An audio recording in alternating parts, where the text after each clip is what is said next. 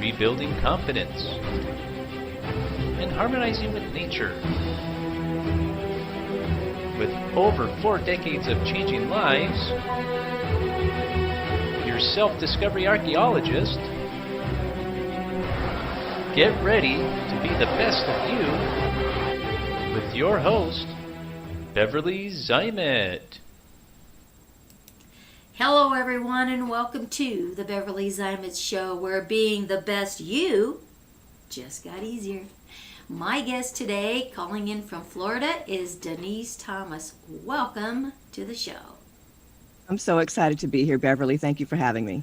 Yeah, you like to have fun? You betcha. Oh, that's what this show's all about. We do a lot of laughing and once in a while we might have a few tears, but all in all, we have a really good time sharing with the audience anything and everything that just shows up. But it really is about finding another way. Just one little tip that's going to make you a better you in every way.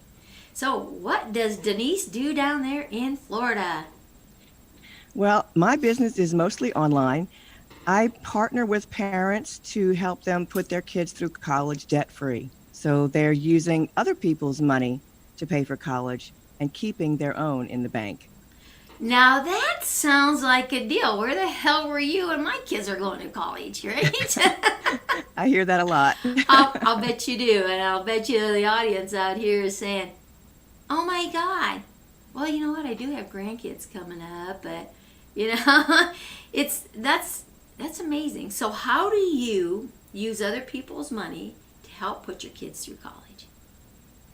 Well, I tell you, the thing that I found out when I was doing the research for my own kids is that for the last at least 30 years, we have been believing myths surrounding the high school to college process, and believing and following those untruths is what has been basically leaving money on the table for everyone. And when I was able to do the research and I found that 30% of college students graduate college with zero in student loans, I went after that to figure out how the heck were they doing it. Yeah, no kidding. Because usually those student loans are like a lifetime of, prison, so to speak, right? Well, it can be, Yeah. Sure, there are some that come out of school with $5,000 in debt, but then there are others that it's exorbitant. I talked to a friend recently that said, I'm 42 years old. I'm still paying my student loan debt, and that's why we can't afford a house. Yeah, that's just awful. So I did the research, and it was a heck of a lot of research. I'm telling you, Beverly, I finally added it up one day, and it was over 7,000 hours of research. I've researched for years. Gosh. Now, I was lucky because I was desperate at a certain point in time, financially desperate, and I realized our kids were starting high school, and we didn't have any money. There was no cash. We didn't have any credit to speak of, so we couldn't pay for, we couldn't even co-sign for a student loan if we wanted to. Right. And it was at that point I started doing the research. What I found, though, is that those students who are graduating debt-free, most of them do start early with the process. They don't wait until high school senior year or junior year to start thinking about college or start taking those exams that are pretty stressful for kids. Right. And it's more than that. It's recognizing, you mentioned being the best you can be, and it's recognizing what does that mean for your child. Right, exactly. What is their bent or their focus, or what is it that they truly gravitate toward, and then harvest, to trying to develop that particular thing, whatever it is, throughout middle school and high school. And I'm telling you, Beverly, when you do that, when you find that and you can help them hone that skill, colleges are desperate for that. They're looking for a student that has one or two areas of, I'm going to call it expertise, but it's not even expertise. It's a passion. It's a focus. It's something that they really love to do, because then the college admissions people, then they can say, oh, I can see where Johnny or Susie fit into our college campus? That really makes sense. It's interesting how children are developing differently, especially with the technology and stuff, right? And I've had an opportunity to speak not only with parents but also with the kids of some of these parents, right? And what blew me away, I had a little 7-year-old tell me, because he was writing a book. His dad helped him write a book, right? And very entrepreneurial, 7 years old. And I said, so what are you writing this book for? He says, well, I want to use it to make money for my college. I said, okay, that's good. He's 7 years old and he's talking about college, right? So I says, so what do you want to do? What do you want to be when you grow up? And he goes, well, I want to be a coder and an engineer. Wow. This is a 7-year-old. Awesome. It's like, are you serious? And then just the other day again, I spoke with someone, his parents, right, when we were talking about the technology and how education is being done and how these kids learn, really differently, and they're being animate in how they want to learn, especially with the technology, right? And we were talking about virtual reality because I'm involved with that right now, and we're utilizing it as the education platform and business platform. And she goes, it's really interesting because her son has been doing things on some of these virtual reality platforms with building and coding, and they've actually had him in a coding class from 7-year-old on up, and then in 9-year-old he went into scripting. He's now, I think he was 12, and the stuff that he was doing in these virtual reality worlds was like, I mean, oh man, when I was that age, I was climbing trees and jumping out of barns, and it's like, wow. It's amazing. It is amazing what our kids can do when we give them those opportunities. Right. Well, that we didn't have technology like that back then. I mean, I'm telling you, that was a really long time ago. A really long time ago. I grew up in the 50s, Sure. okay? And it's a whole different world. And it's moving so fast. But, the learning style, and I think that has really come to a head here in 2020, right? And so when you look at that skill set and that old way, it really didn't work even back there in the 50s. It No. sure as heck isn't working now. And not being able to, get into the schools, it's all this online stuff that they're jumping and reaching out for. And it's like, how do you keep these kids' attention? And that's why we started really looking at that focus in the virtual reality to really, because they're immersed. They know the technology. They're in there because they're on these gaming platforms. So they know what that's all about. They're into some of these other platforms where they're building and doing this scripting stuff. And it's like, wow. So why not meet them in the capacity of where they learn? And so we've been bringing those two worlds together. We've had schools look at us, and it's like, well, I don't know. To the adult, shall we say, it looks complicated, or it looks like it might not be a quick, easy fix because they don't know anything about it, right? The technology's been around 20-some years. Right. But nobody really understands it or knows about it. For me, January is when I first got exposed to it because I had been looking for a way to do my own business, and stuff online because I teach classes and workshops and I'm looking for the interaction because everything went, online courses. It's like, what the hell happened with people in the seat, right? And so I was looking for a way to kind of merge the online and butts in the seats protocol together.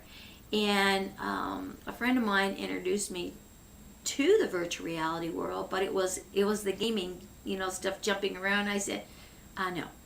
Well, in January, he came back and he says, I think I got your answer. And he shows me this university that they built on the Wow. platform, right? And I'm like, ooh, you got my attention. Okay, let's see what else is in there, right? We went inside. He showed me classrooms, with desk, and chairs and computers on the desk, and it was a classroom style, and it had a video up on top where you could put your PowerPoints, whiteboarding, everything, right? And it is the world of That's incredible. avatars, but and then he took me down into the auditorium. Here's the stage.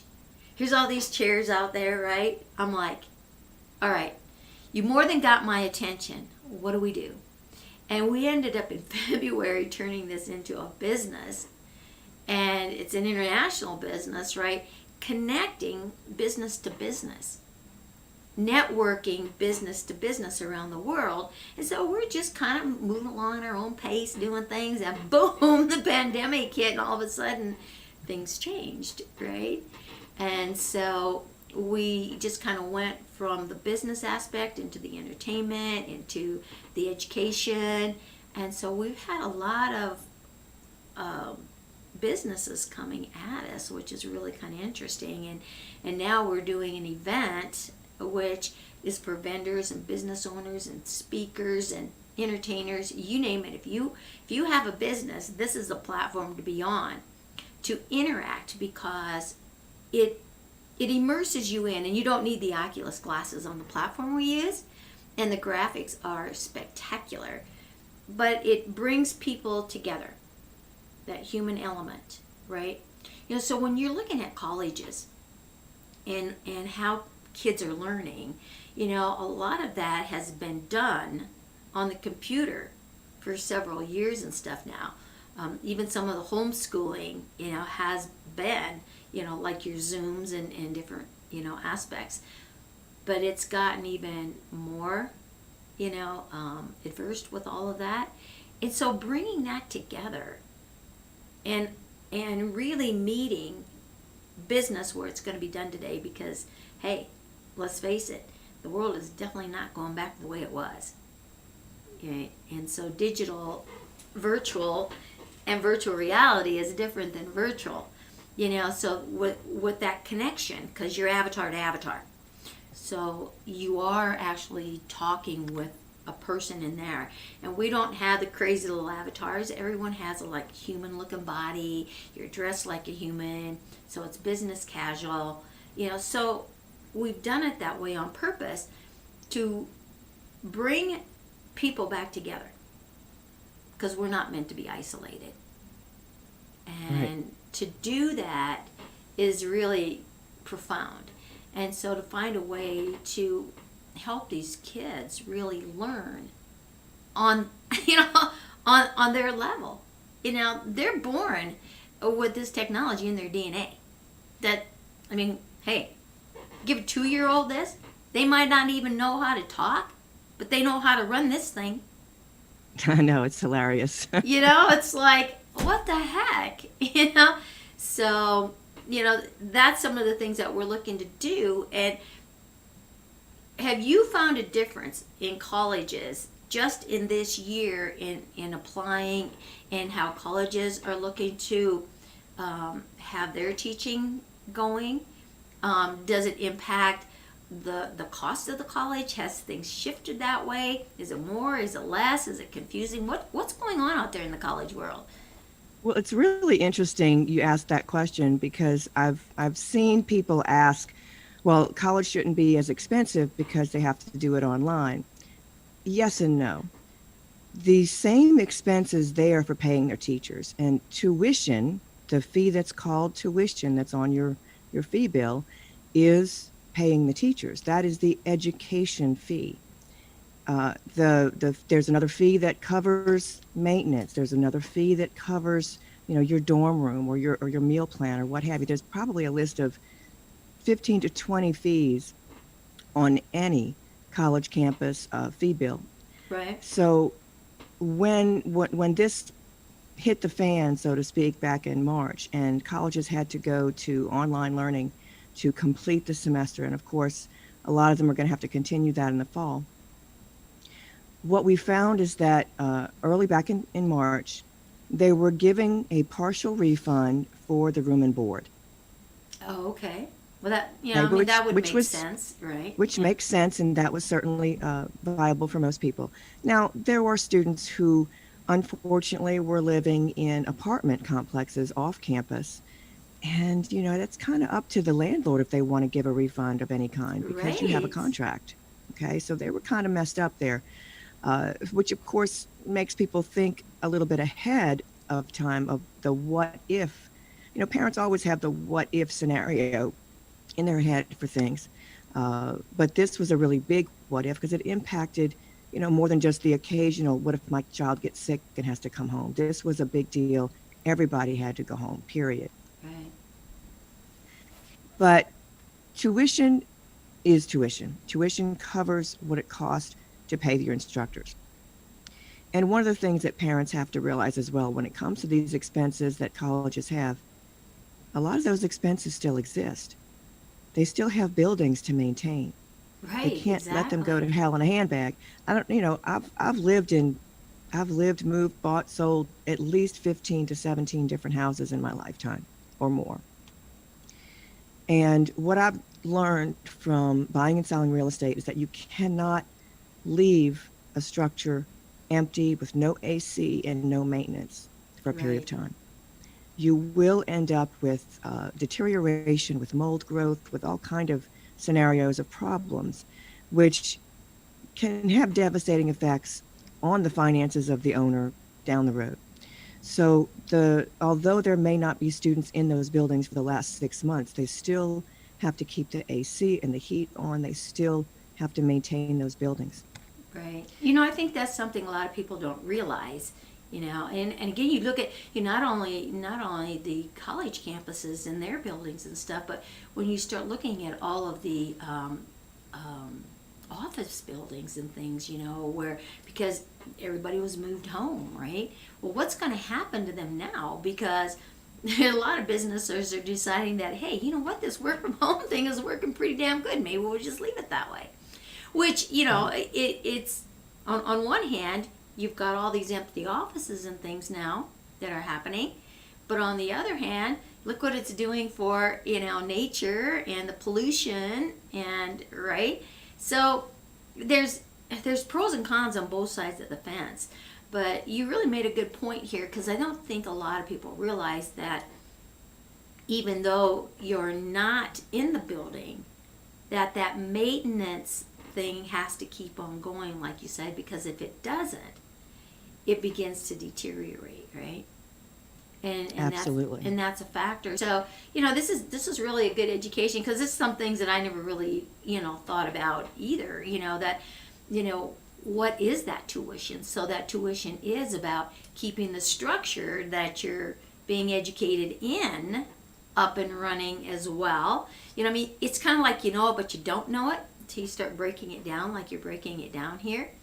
And so when you're looking at that cost, it's not just paying the teacher. It's all these other Absolutely. expenses, right? Absolutely. And, that was one of the things that I had to explain. Look, just because they are not having classes in the buildings right now doesn't mean that they're tearing down the buildings. Right. They're not demolishing the buildings. They're still there. They still have to be maintained. So although, and people have wondered, well, if this is the case, if this is how we're going to have to do this for a while, should my child even attend a pricey college if it's going to be online? Well, now you're going to have to start thinking about that, That's it's right? it's a question. It's a good question, right? Because if But the whole point was the college experience, so to speak, which is where right. uh, parents like to send their kids off to college and not stay at home to begin with and, go to a local school, then, you have to really do think about that. And there still are businesses, I'm going to call it companies, that have online degrees of various types Right. rather than being with a particular 4-year university or college. Those online universities are not free.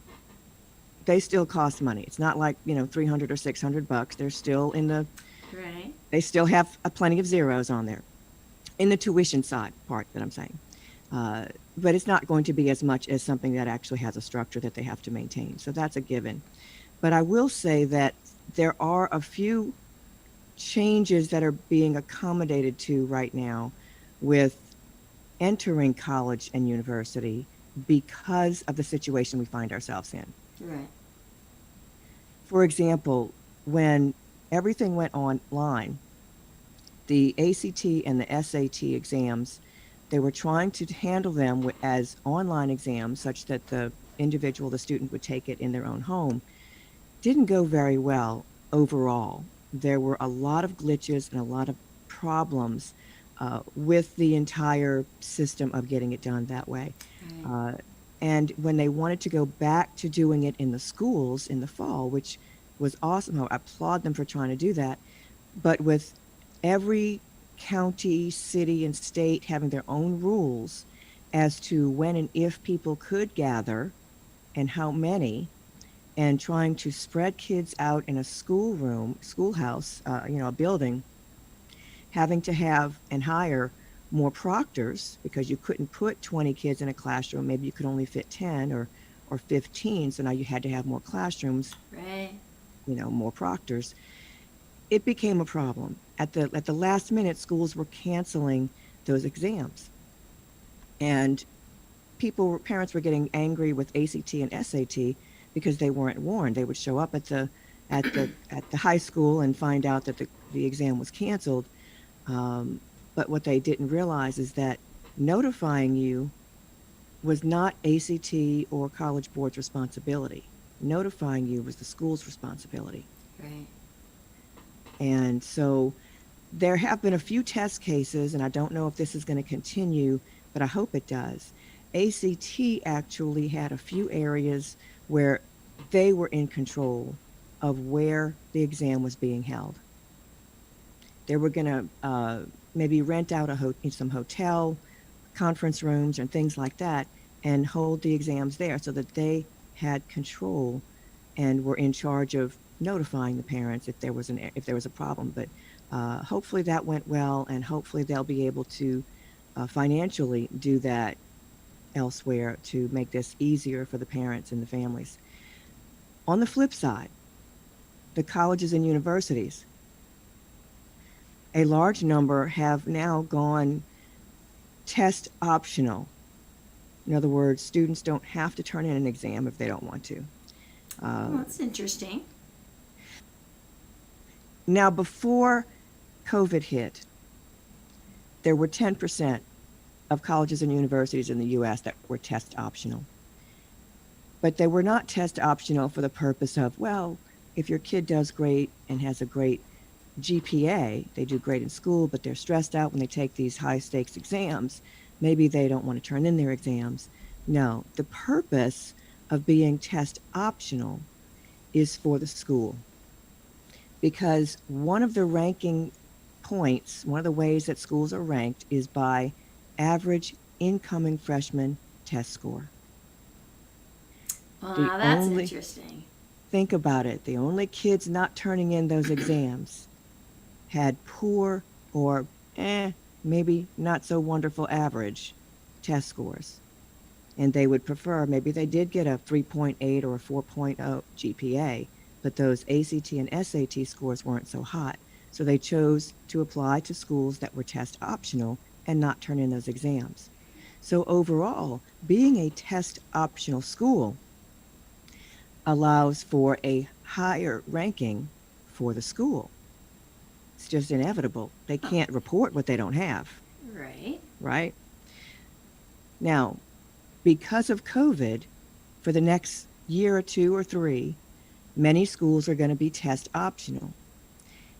Now, I advise if at some point in time your student does have a decent ACT or SAT score, you've chosen for them to take it, they're able to take it, and they do well, send the test in. Absolutely, even if the school is test optional, because it will still showcase your child's brilliance. You definitely want them to stand out, and if that's a way to stand out, then do it.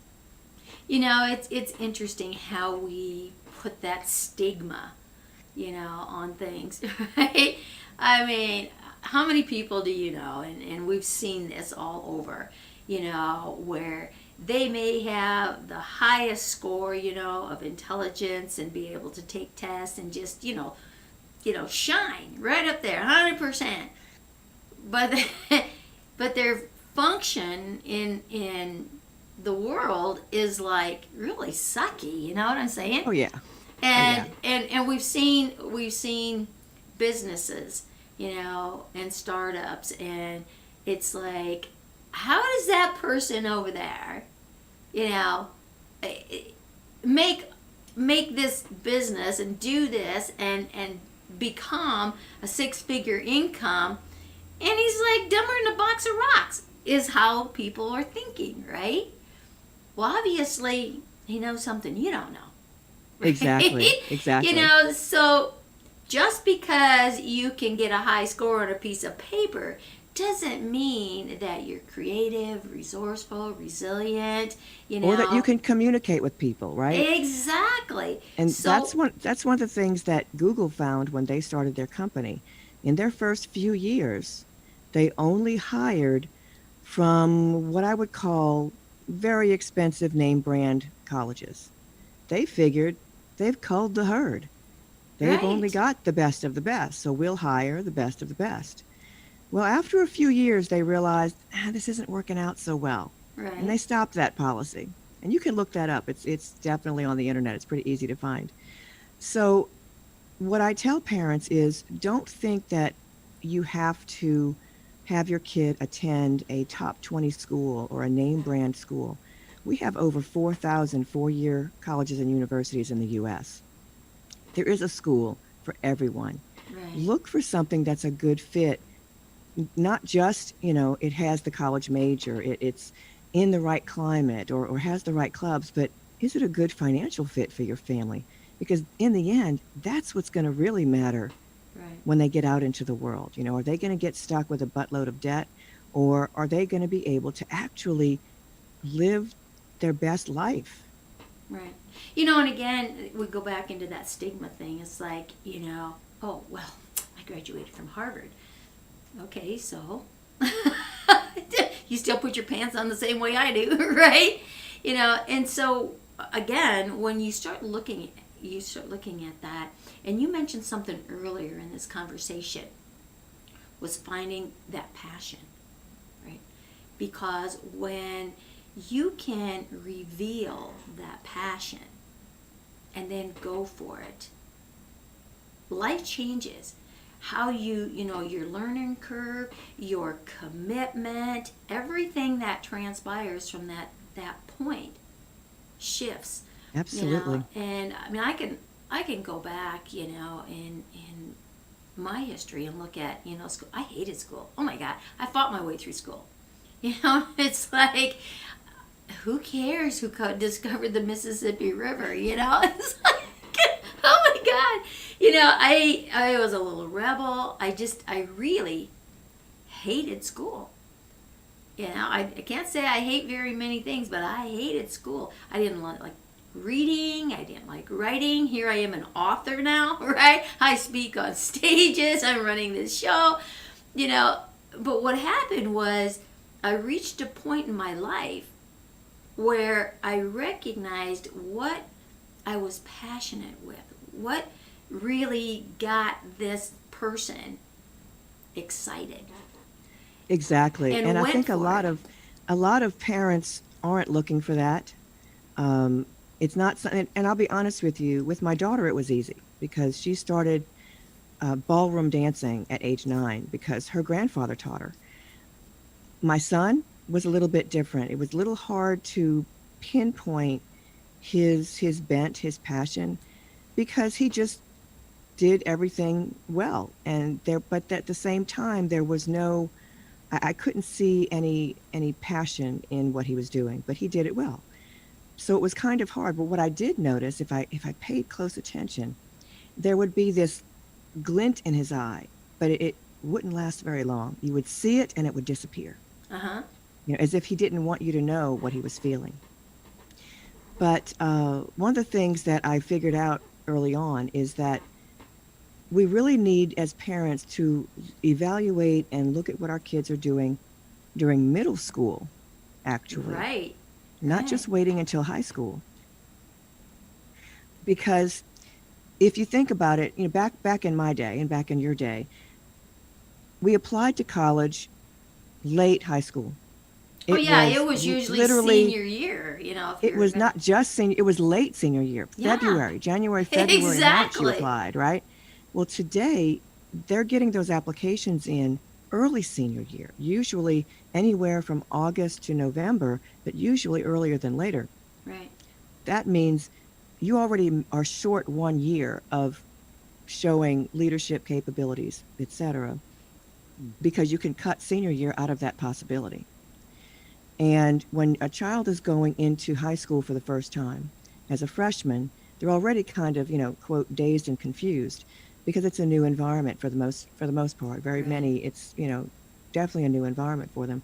So they're trying out new things. So they're looking at what kind of clubs should I join and maybe not join anything in their freshman year. They're just kind of feeling their way around. So then you're down to just 2 years, sophomore and junior year. So how do you find clubs that you're enjoying that by the time you hit junior year, you're actually ready and prepared to be in some type of leadership role? Right. It's a little tough at that point. So I asked parents, look, just talk to me once during middle school. Because here's the conversation. Let's say, for example, that Johnny he's been playing community, I don't know, softball or what have you, or baseball since he was 4 years old. He's been in Little League and whatever. Well, I asked the parent, okay, so is Johnny going to play college ball? Well, the answer is usually, I don't know, he's 12. Exactly. Exactly. Then my reply is, then he will not be playing college ball because those kids are picked out by age 8 and 9. I have seen it myself. It is a wonder to watch a child at 8 and 9 who excels so well at any sport that colleges are already looking at them. Matter, It's amazing, and you're so right. I mean, I got a little great grandson that's 7, right? And he's been playing this tag football thing for, I think, 3 years now, right? And to watch them and how they perform and watch the other kids out there, and now this is interesting. Now they have girls on the team, right? And the interaction, out there is like, it's like the boys are a little bit afraid to, because it's a girl and you're not supposed to knock girls down and whatever. exactly. So it's like, whoa, you talk about mixed things going on, right? And all's fair in love and war, so to speak, right? It's like to change that mindset when you're on a playing field like that. Everybody's equal. Doesn't matter what Yeah, sex. yeah. Everybody's equal. It's how you play the game, right? Right, And right. so And you're noticing people that are on the field that are just excellent and really excel. you You know, do, and you it's do. not always the big guy. No, no, it could be the fast one that's smaller, right? Yeah. But what I asked parents then, so if Johnny's not going to be playing college ball, it doesn't mean he's got to quit. Because then the next question is, does he love it? Right. Or is he just doing this because mom's been dropping him off Well, twice a week since he was 4, right? That Because we that get right into a there is routine. powerful. That is so Exactly. powerful. Who who's really out there playing the game? You or the kid? Yeah. Exactly. Yeah. And the truth is, if he loves it, well, don't quit. We can work with that because now we can look at that as his focus or his passion. Because if he really enjoys the game, he enjoys playing, he can continue playing for the community possibly.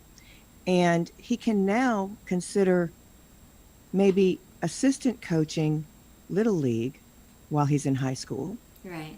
He can hold summer camps. He can do workshops.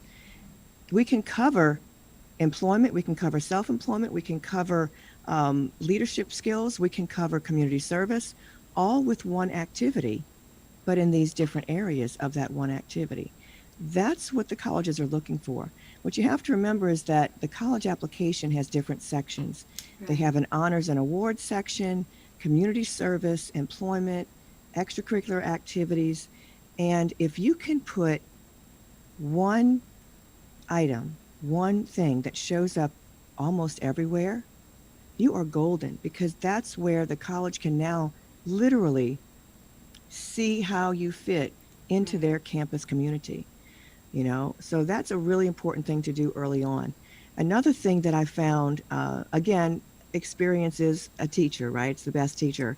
I have two children, and we homeschooled both of them.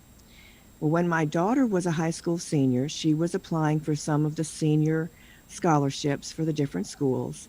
And one of the scholarships she applied to was a national scholarship for the Coca-Cola Scholars Award. This is one of the biggies. They have, I'm sure, hundreds of thousands of applicants every year. So the first level of application is pages and pages of check boxes of typical high school activities and leadership roles. My daughter's homeschooled. She didn't have that. So she Right. couldn't check very many boxes. But at the same time, she actually had a really impressive resume. As I mentioned earlier, she started ballroom dancing at age 9. By age 12, she was an assistant instructor. By 14, she was competing and winning competitions. And by 16, she was teaching for profit, for pay. But she couldn't put any of that on this application. Now, my son is 5 years younger. So now I've got the application. Right. By the time he started high school, a friend of mine and I, who were both homeschooling in a particular homeschool group, we developed and came up with items that our kids could check those boxes on those types of applications. My son became a Coca-Cola semifinalist, because you've got to check enough boxes to be able to get to the next level of Right. application, So they pay attention, right? so you can actually write down what you did, you know? So it's definitely learning and knowing how the game is played and knowing how to win. Yeah, that is so true what you just said. It's learning how to play the game to win. And it's the same thing with the game of life, right? Absolutely. Yeah. Yeah, it's not what you know. It's how you execute what you know. Right? Definitely. Right? Taking that action. But if you don't know what action to take, you're hanging out here on a limb, right? In every aspect of life, not just education. So it's interesting how all these things that we learn throughout our lifetime, and it is a process, and it's a continuation of a process all the time. So when we look at 2020 and how everything that was predictable, consistent, is no longer there, it's like, whoa. now we start an era of everything new. There's still some similarities, but how things are being done is completely different. And it's almost like starting all over. It's like we are in an area right now of changing. I mean, massively changing how everything is being done. Where do we go from Absolutely. here? And it has to be a joint adventure. It's not this isolation thing. We still need to have that connectedness, right? And so, how do you get that? And they say, oh, well, hey, you can't walk down the street at the same time this one's walking down the street. Oh, what really blew me was when I went into a store, right? I just walk around, do what I want to do, right? And all of a sudden I'm just, what the heck? There's these signs on the thing that say, one-way aisles. It's like, are you kidding me? Are you I know. seriously kidding me? And I I was like, literally laugh at that. It's like, I do oh not care. my No God. way. It's like, you know what? This little girl's been a rebel since she was, conceived, as she always say, right? You're not going to tell me I need to walk down that way. It's And the there's silliest thing. nobody in the store, right? It's just, and again, that connectedness, and this face covering thing, right, is, it really sends a really not healthy message, Oh, absolutely. right? Because it's how people express themselves with that body language and, what's going on and the tone of their voice, everything is covered up, which then instills fear. What's behind? It's like, oh my God, is there a big bad wolf back there? And that's what triggers the psyche, right? To trigger those unhealthy, hormones that, put stress in the body. And if you don't understand that, things really get out of line. And so you can watch people's responses and reactions when when you're out in public. It's like, wow, it takes 6 weeks to change a new habit. We've been at this now over 6 months. Right. Look at the depth of things that have been changed. And it's going to take a lot to reunite the human and start bringing back some harmony. And when you talk about the education and checking these boxes and stuff, how is all that going to shift, right? Now that you can't have that interaction to get those boxes checked. So many things are changing. Where does the resourcefulness come? What Exactly. happens at that point, right? I've had parents ask that same question. Now that we have to be isolated, how does my kid get the activities they need to write down on their college applications? How do we do that? And I have a list in my course. It's probably got 100 different potential activities that kids could participate in. And some of it's obviously, clubs and school and what have you, and some would be outside of that. But I looked through there, and actually there's very few that would be not available at this point in time. For example, a lot of clubs that are in school are typically things that would meet in a classroom after school hours or during whatever break they have on a Wednesday or whatever it is. You can still have that over Zoom. There's no reason you can't do that.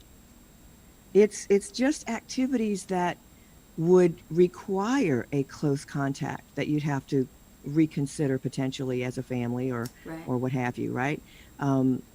But overall, those things are still available. And if your school isn't offering them, if you don't have, let's say you have a teacher sponsor, and of course, maybe they're not thinking outside the box because, sorry, most adults don't.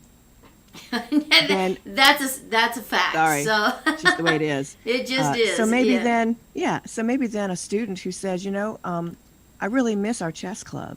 I'd really like to have our chess club. Well, there's no reason you can't do that over Zoom. You can still, as long as you have a teacher sponsor, because that's usually a requirement for a school to have clubs, the student can start their own chess club. Kids who are involved in chess have their own chess board. Come on, we've done this online. I don't know how many years we've been doing chess tournaments and things online.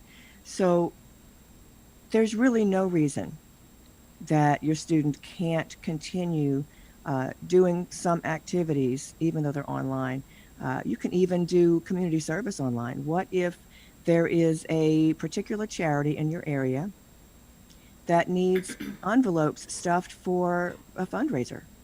Well, you can bring those home to do that, right? And the hours that you work stuffing envelopes counts on your community service. So there's plenty of things that you can do. You can still load boxes at the local community food bank. There's still things you can do to help out and be part of the community and continue with whatever social distancing our areas require us to have. You made a good point there, because there's still, life goes on, right? And you get resourceful. You may have to just shift a little bit, tweak what it is that you're doing, but these things have to still get accomplished, right? So don't shut yourself down. And that, in a way, is a stimulation for the brain to get creative. You're not just going through the motions now. You're having to think about what the motion step is that you're going to take, right? And we talked about sports and different things, what these kids are doing, and like you said, well, maybe they're not going to be the star player and the quarterback or whatever, right? But at the same time, yes, don't pull them out of that, because we learn a lot of discipline.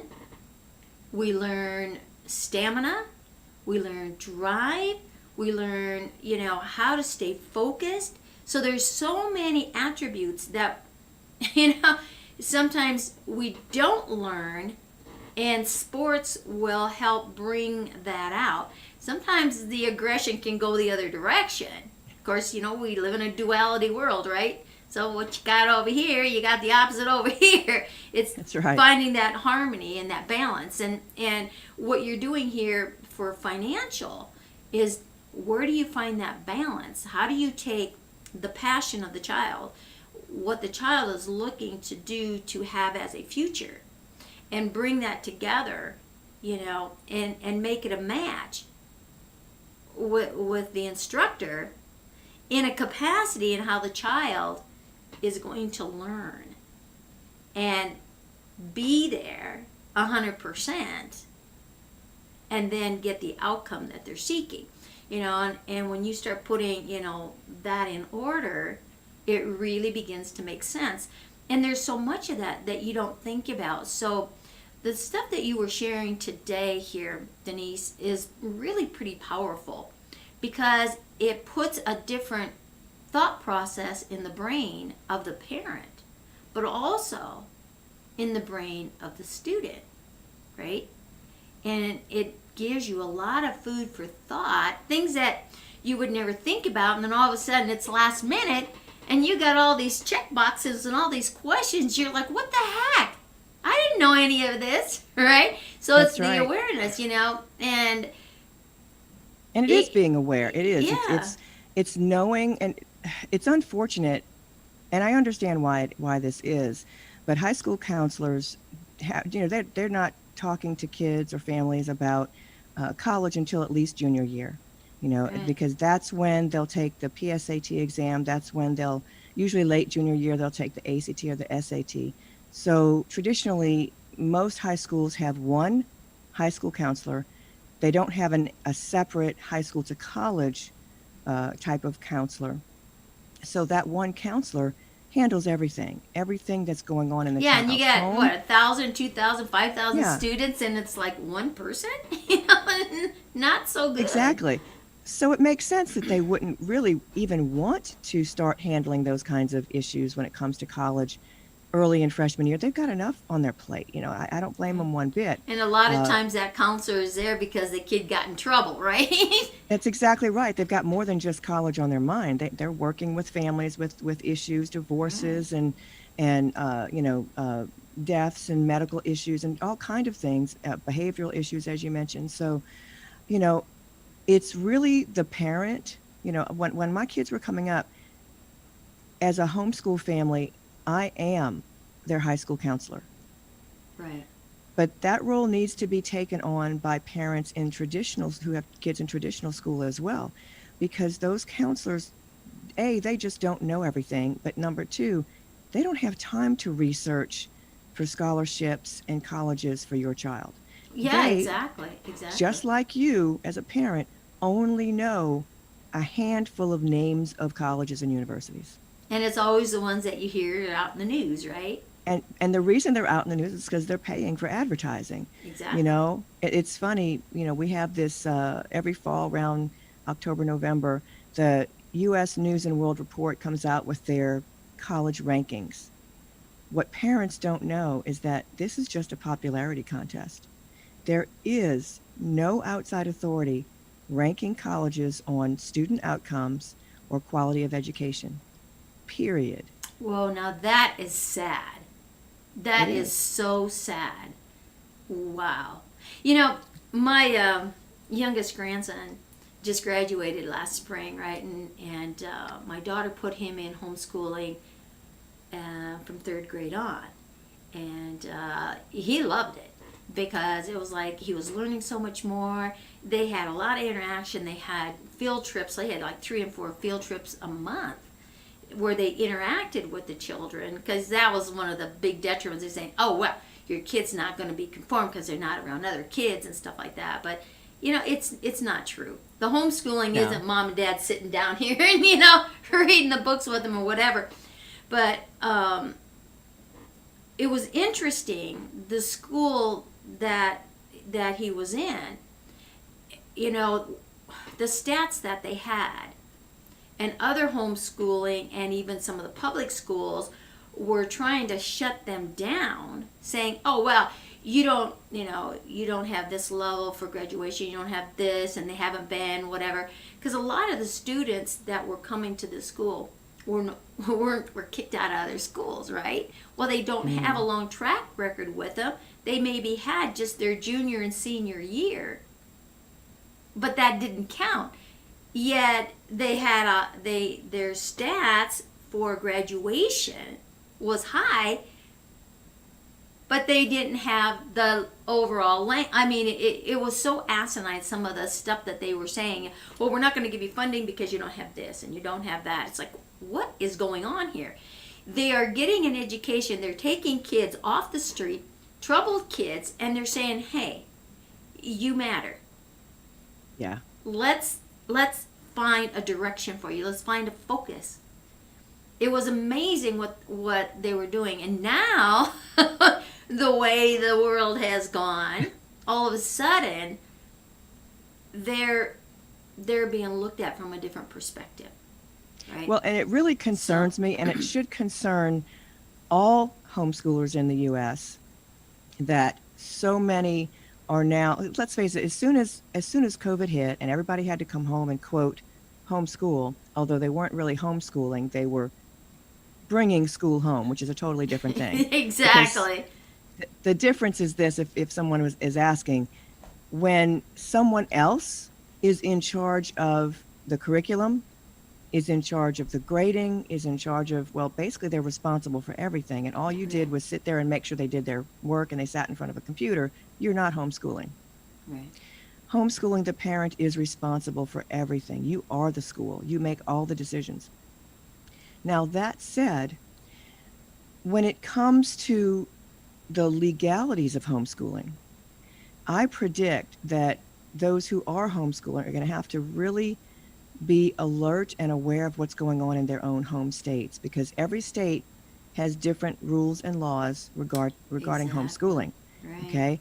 Now, prior to COVID, only about 3% of the entire population homeschooled in the U.S. But now we have much more people coming into the homeschooling community. And the reason a lot of parents are literally homeschooling, they've decided, look, we're just not even going to do that anymore. Some of it is that when they did bring school home, they realized, wait a minute, my kid doesn't need 8 hours to do this stuff. Exactly. It takes 2, 3, or 4 hours, right? Right. So that was the first thing. And then second of all, they're realizing now that some schools are having their kids go back to school, but now they're under these rules where we mentioned masks and social distancing. It's not healthy for a lot of reasons for their kids to go to school and have to deal with that. So a lot more parents are going to be homeschooling. So here's my prediction, and this is what I'm saying to homeschool parents. Be extraordinarily diligent about what's happening in your state when your state legislatures get back together every year from here on for at least the next 2 or 3 or 4 years. Because I predict in the next year, they're going to start trying to get some real heavy legislation in place against homeschooling. And here's why. We have to remember, follow the money. Yeah, oh my God. And that is so sad. Oh, I just got chills. That is unfortunate. See, think about it. If all these kids are coming out of the school system, every school, every district, every state, the school districts, the schools get money based on butts and seats. That's exactly The more right. butts out of those seats, the less money those schools get. So these states, these schools are going to have to do something to be able to continue financing those seats, or they're going to have to do something to try to get those seats back filled. Okay. Right. For example, right now, as it has been for quite some time, it's extremely difficult in 98% of the cases, once you literally homeschool, to put your kids back into traditional school. You know, I don't care what grade level. Yeah, it's very difficult to do. I've heard that, and and it's like once you've moved them back into the district schools, as you put it, to get them back into a homeschooling is just as rough, right? And what we have learned here working in the virtual reality world, and in talking with schools and principals, and the hierarchy of, oh man, I tell you, there's a lot of levels of crap you got to go through. And the toughest homeschooling or interaction of how these kids are going to be taught is the special needs kids. Absolutely. And they are scrambling and scrambling because there's a lot of fear. It's like, oh my God, we can't take care of these kids because you can't bring them in because they need that interaction. What are we going to do? How are we going to do this? And they're afraid of lawsuits and everything. I mean, we have really been hammered as like, well, what can you do for special needs? What can you do for special needs, right? Sounds like it, yeah. It's been quite a journey, and of course, again, you talk about the money factor, and so it's like, all right, what it takes to run a physical, piece of equipment, the buildings, the teachers there and all of that. And now you're moving that into a different format. But at the same time, it's like, oh, well, the building's not there and you don't have this, you don't have to drive here, you don't have to do this, that, or the other thing. It's like they want to minimize that cost, but they're still getting it, from the districts. Where's the rest of the money going? It's like, here, we are building a format that is impactful, how these kids can learn, just because it's online in a different format, not a Zoom here, right? Because it really is interaction. And it keeps the focus of that child, especially a special needs child, that needs to have that consistent interaction. Yeah, that's going to be awesome. It's like, they just turn the computer on, so there's not an expense. There is an expense because we need to stay ahead of the game to keep them immersed and attentive to be on there. So it's like, wait, whoa, we're not here to say, okay, it's a money thing. It's not a money thing. But it's like what you're saying, with the colleges and everything, when you look at all of these little expenses behind the scenes, right? That's where the expense is. Absolutely. And it doesn't matter whether it's a digital expense or if it's a physical, piece of building or whatever, right? And then you got, like you said, the electricity and the maintenance person, and there's a lot that goes behind it. Yeah, it's quite interesting how our thinking process of, oh, well, cut corners here and cut corners there. I think that's been a big issue, is where are you cutting the corners and why are the corners being cut that you're cutting? When they started taking out of the schools, they started taking the arts out of the school, right? Oh my gosh, that right there has really molded generations that have suffered. Absolutely. So when you look at, I would say probably 3 generations where the difference of the downhill started to really move in the wrong direction really fast. Well, think about right? PE. They started taking PE out of schools. I know. Or reducing it to 1 day a week. Well, what is that going to do for a child? Right. And I've not done the research, but I'd be willing to bet that that there's probably a correlation between not having PE or letting the kids go out to play, right? That play period time a couple times a day that we used to have. Right. I bet if you correlated, there would be a correlation between that and obesity of children. Right. And maybe even to adults. Right. And that immobility, causes a lot of other dysfunctions to start happening in the body, even if obesity Absolutely. Isn't present, and it's that mind-body, coordination. They say sitting is the new smoking now. Yeah. That's being in our chairs in front of our computers all day long, Right. which I do. is very, very bad for our health, that we need to be getting up and moving around. And actually moving, Hmm. and that motion is needed. And it's interesting when I talk about virtual reality. And one of the things that happens in virtual reality, because the mind, again, it's the mind, and I did a lot of meditation. You can exercise with the mind, and that's been proven in science years ago, and the impact that it That's has, cool. right? So let's just say you have some physical issues to where you want to, start doing some exercising or getting out there, but because of the situation, whether it's weight, maybe you've got bad knees, inflammation in your body, that you're not able to go out there and run and get that movement, but the muscle still needs, and Hmm. you're not in a position to have physical therapy. When you're in the virtual reality world, right? Because it is immersed, and the mind says you're there. We've got, at the universities that we've built out, we have a basketball court, we have a soccer room. The avatars are able to do push-ups and sit-ups. So if you start to focus and you got your avatar doing that, and you're sitting there and you're doing the push-up with it, and you're saying 1, 2, 3, and you're breathing with that, your body is responding. Every single muscle is moving, and you're rebuilding.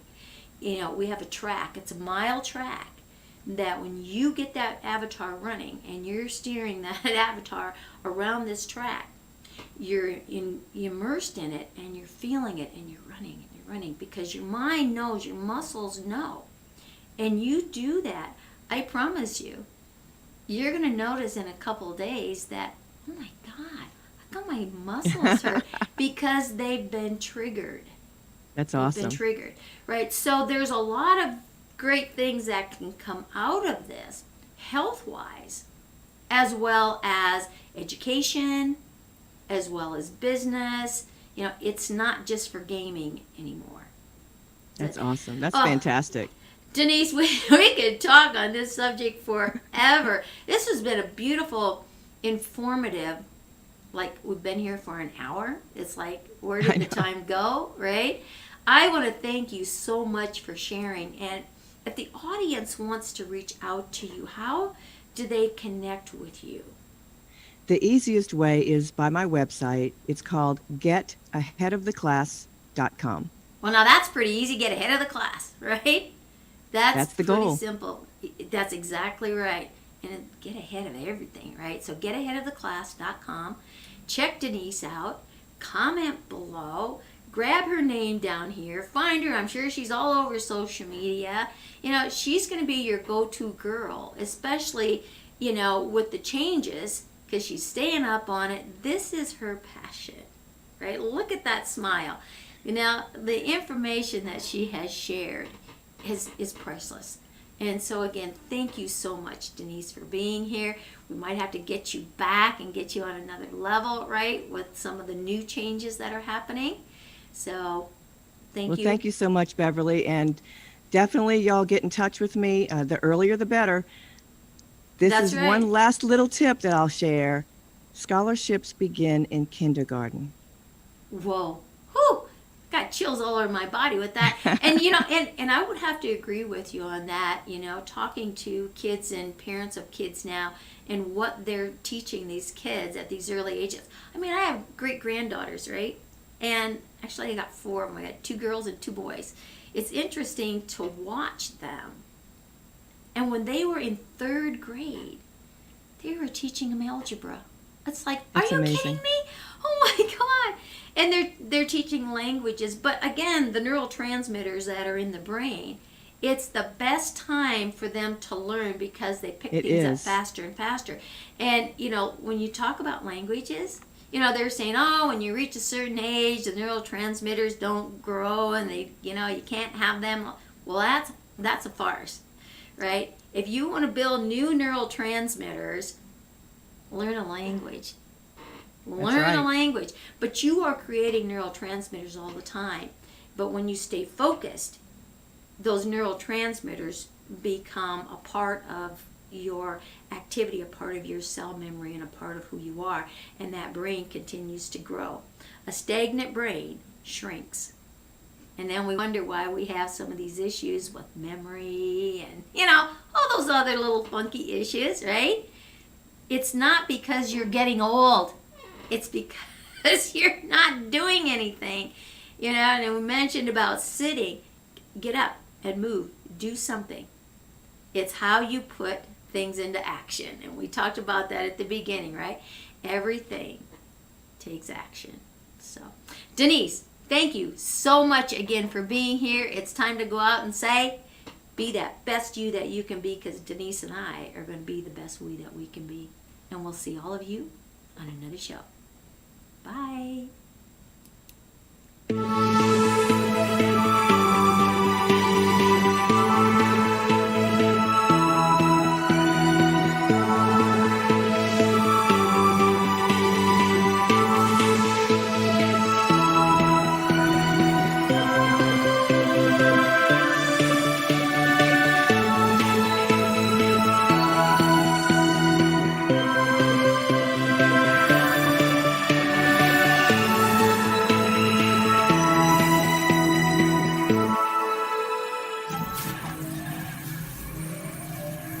What?